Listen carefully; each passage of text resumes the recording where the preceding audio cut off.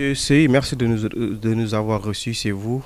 On va aller droit au but. Un Sénégalais a perdu la vie à Kenyaba, au Mali, jeudi dernier. Quelles sont les informations que vous avez sur l'incident?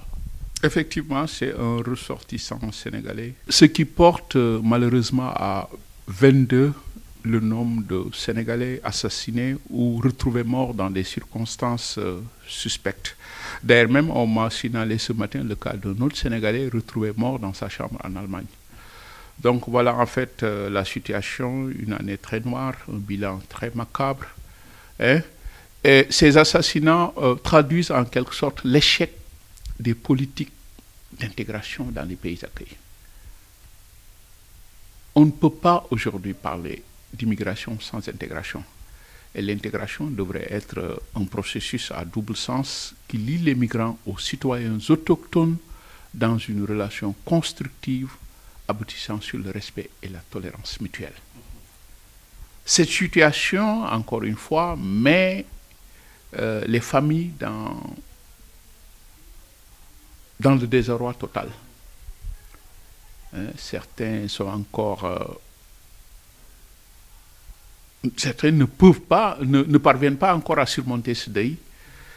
Et c'est pourquoi je conseillerais à l'État du Sénégal de se constituer partie civile. Le procureur devrait pouvoir s'autosaisir, ce qui permettra à son homologue du pays d'accueil d'ouvrir une information judiciaire.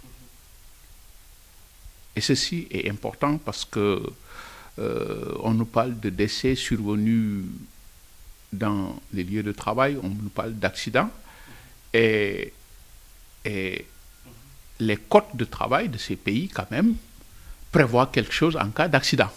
Donc on ne doit pas laisser les familles sans indemnisation.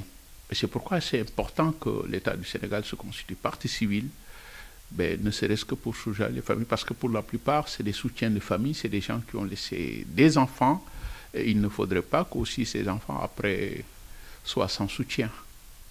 Donc voilà la situation qui...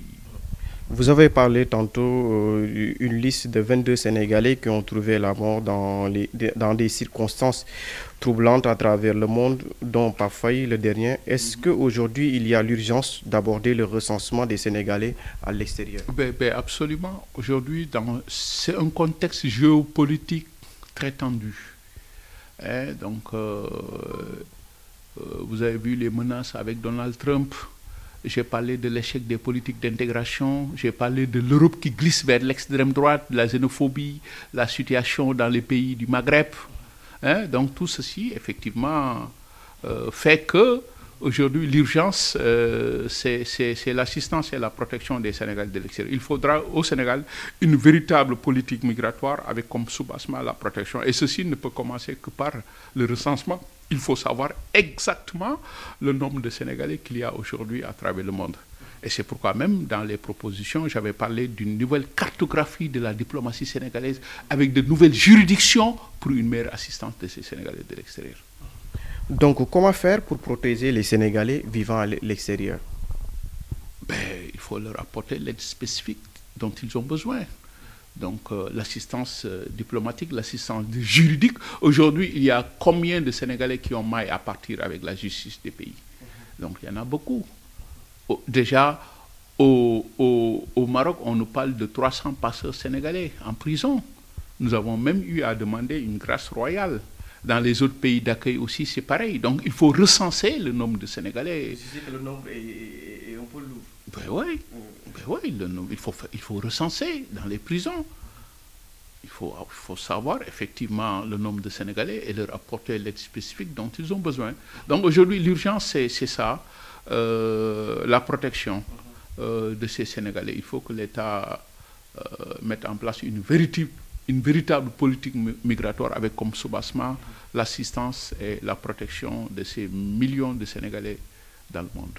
Est-ce que dans ce cas, est-ce que les ambassades assistent convenablement les Sénégalais vivant à l'extérieur? Bon, ça, je ne saurais vous le dire. Il y a des gens qui font convenablement leur travail. Je peux citer, d'ailleurs, même avant que vous ne veniez, j'étais en train de parler avec le consul Baboussen.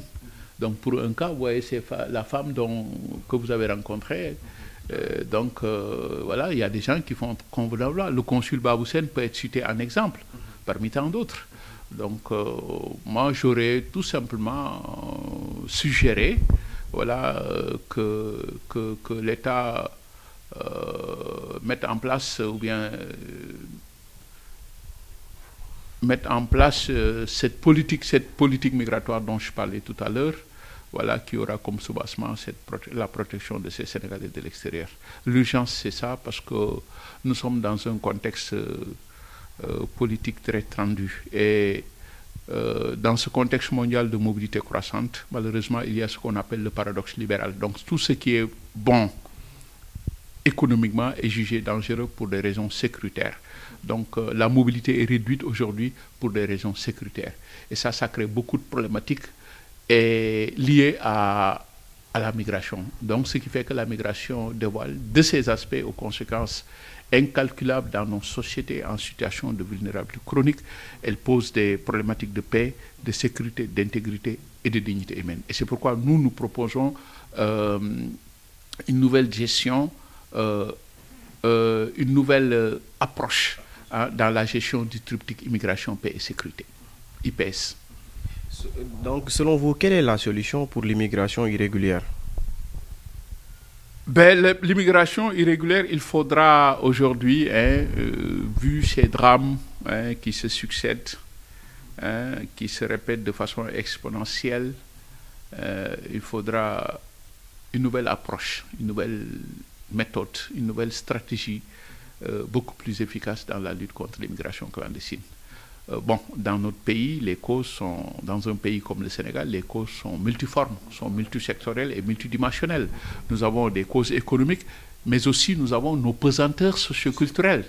La notion de teki, la notion de am-am. Le Sénégal est un pays à tradition migratoire ancienne.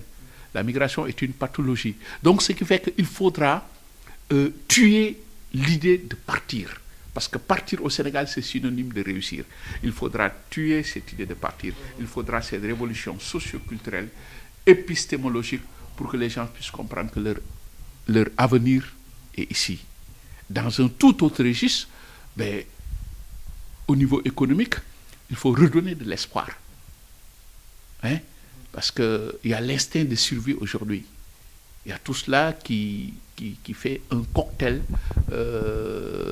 de facteurs propension à cette immigration irrégulière qui endeuille tout le Sénégal. Donc je crois que l'urgence, c'est d'orienter le débat vers la sécurité humaine.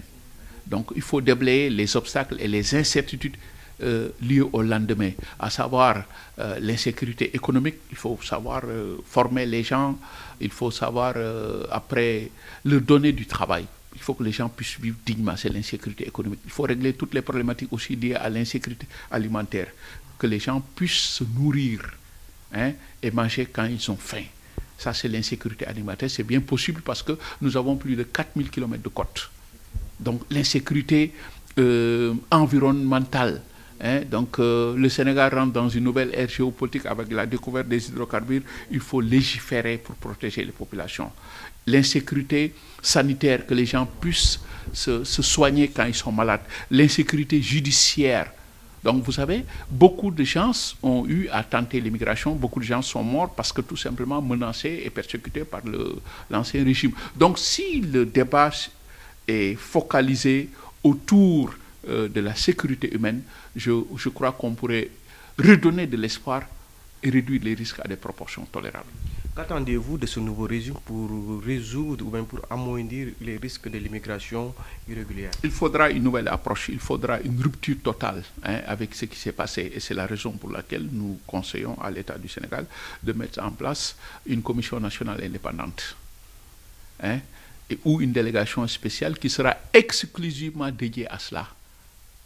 Ça nous permettra, dans une démarche systémique, d'aborder le sujet dans sa diversité, sa complexité et sa transversalité. D'où l'urgence des assises des migrations internationales. Parce que j'ai parlé tout à l'heure des causes multisectorielles, multidimensionnelles et multiformes. Il faudra un débat national autour de ça, un sursaut national, faire taire les intérêts irrationnels et leur instrumentalisation politique, se réunir autour d'une table pour ensemble dégager des perspectives de solutions durables. HK Média, le pari d'une information juste et utile, totalement indépendant, absolument véridique. HK Média est un nouvel espace animé par la volonté de contribuer à la diffusion d'une information de qualité, vraie et utile. Le Sénégal est notre site de déploiement, l'Afrique, notre priorité, le monde, notre horizon.